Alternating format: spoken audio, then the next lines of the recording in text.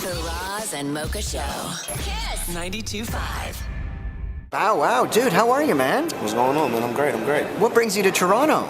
Well, besides the great food and of course the great people, but the youth, man, the kids, you know what I mean? They've always played a major part in my career, and it's always been, my fan base, even, taking over 106 and Park and just knowing our core demographic. And, everything that I do, even though I'm about to be 27, the kids will look at me like I'm 17 or 18 years old, you know what I mean? So it's kind of like, I just take on that full responsibility as far as being there for them. And as you can see, I've been pretty much like the only, young celebrity that hasn't got to any trouble or, and just stay focused. And I think those things just kind of open up these gates for me. Like, I never asked to, speak at events or to be that person, but I guess, when you walk, not even walking a straight line, but I guess when you take care of your business and you have a clean slate, man, people just want a piece of you. And, when they called me to be a part of this Survival Toronto, event, it was pretty much a no-brainer. Because every time I come to Toronto, it's always for a concert, it's for a party. Yeah. You know what I mean? So for this time, this trip is specifically for them and it's to do something positive for the church. Now, here's the thing. If only we could all look as good as you. You're saying that sometimes people still think you're like 17 or whatever. You look fantastic. What's your secret? My secret is staying on TV. Staying on TV. That's my diet, man. Blast me with light. Yeah. A lot of light close-ups, and a lot of light close-up and some film in the camera, and I'm good to go. Whatever happened to, because we all grew up with you as Lil Bow Wow. Right. Where'd the Lil go?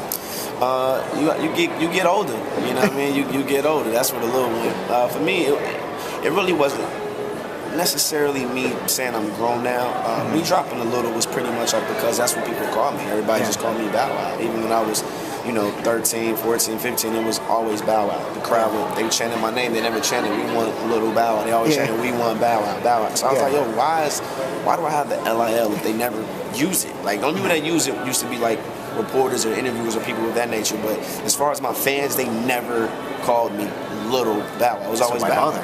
Yeah. Right? Yeah. Now, you have a child, am I right? Yeah, I have a 2-year-old daughter going on 40.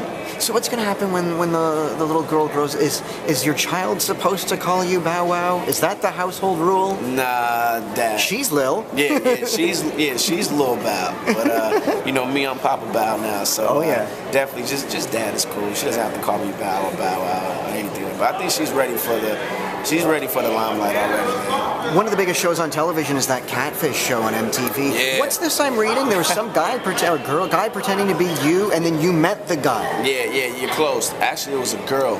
She was a lesbian.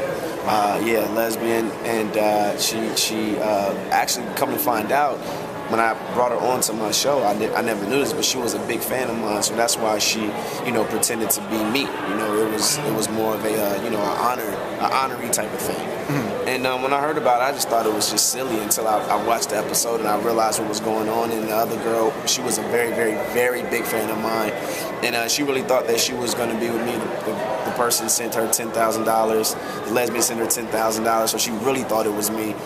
And it wasn't. And when I heard about it, and a fan's a fan, you know what I mean? And when I heard about it, I reached out to MTV. And there's a fine line there. Yeah, there is. And I made her dream come true. I let her meet the real Bow, invited her on to my television show for a nice sit down, and we had a great time. Then filed for a restraining order.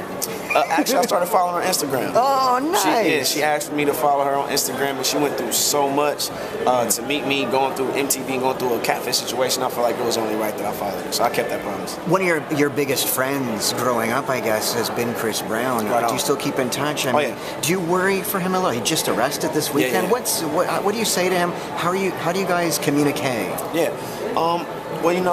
And anytime you're in the spotlight, especially if you're Chris and you have a lot of things, bad things going around you right now, it doesn't really take much for somebody to just say something about you for everybody to start believing it. My only thing is, like I said, me and Chris were brothers, friends. I wish him the best. It's unfortunate that, he has so much talent to give. It's so unfortunate that now it's all of the bad publicity that overshadows what he's so great at doing. And I think that he has such a strong fan base that they're going to hold on to him regardless, and they're going to back him. But I think it's time for Chris to go ahead and get on the right track, get in the studio, make good music, and just try to stay away from certain things or certain people or just certain areas that might land him in situations like this. But I wish him all the best. I know he's going to bounce back. And like I said, Chris, man, if you're getting bored, man, we can always go on tour, man. We can always rev it up, get the buses going. There's nothing. All we gotta do is take one call, bro. If you bored, let's hit the road and go make some money together. Last two questions for you. I want to find out from you. There's a photo surfacing around the internet this weekend that has caused quite controversy, and I want to get your opinion on this. All right. You know who Julian Huff is? No, I don't. Julian Huff from Dancing with the Stars. Okay. Was playing one of her favorite characters from Orange is the New Black. A fantastic show. You should watch it. It's on Netflix. Okay. And let me show you the photo. The jail show, right? Is it the jail show? Is it the female Yeah. The female. Okay. Yeah. So here's the photo. You tell me if this is offensive to you or not. Okay, Bow Wow? No problem.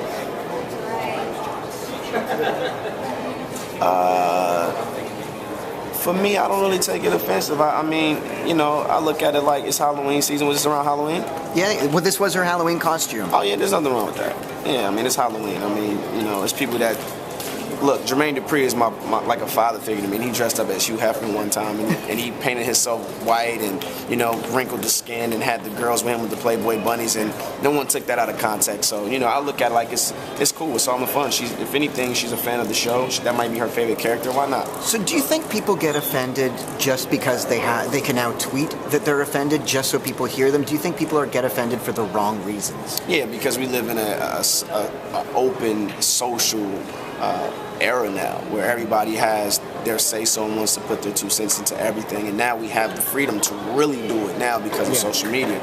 But I think that a lot of people are just, you have so many people that are just so uptight, and for me, stuff like that doesn't bother me. I look at it like, I'm an entertainer, so a lot of things eases by me, but I see nothing wrong with this. I mean, she doesn't have a noose. She doesn't have a bucket of chicken. There's now no watermelon there. I mean, I don't get it. She's dressed up as an inmate, and in order to be her, of course, she has to darken her skin color a little bit. So, yeah, it's okay with me. Last question for your new music, Bow Wow. What's happening? I mean, you have, I guess, is it your first release from Young Money coming out soon? What can you tell us? Yeah, it is actually. I'm going to do an 8-song. By the way, are you impressed that I know so much? Oh, yeah, man. It's incredible, man. This camera on that this is amazing. For myself, man, definitely going to get back into the music. The television thing kind of took my time a little bit, and it was perfect timing because I wanted more material to write about. Like I said, I have my daughter. I haven't had a chance. I only put out like one record where I talked about her. So there's a lot of things that my fans want to know and what I've been going through for the past 2 years, and I'm ready to open up for them. But I wanted to wait until I lived enough to have enough material, new material, to write about, and not just the same things, because it's hard to have different topics, especially when you're me and this next album is your 8th. A lot of times people feel like they've heard everything, and they haven't, because I'm still young and I'm still growing, I'm still making mistakes. But I can't wait, man. As of right now, there's no title to the project. It will be an 8-song EP narrated by Snoop himself. There'll be a movie that's going to go along with the EP, so I'm definitely going to hit you guys with something different. So being that I am an actor and I'm a musician and I am an entertainer and television host, just full around entertainer, it's only right that I start combining a lot of these things that I'm so strong at and putting them together and giving them to the people. The Roz and Mocha Show. KiSS 92.5.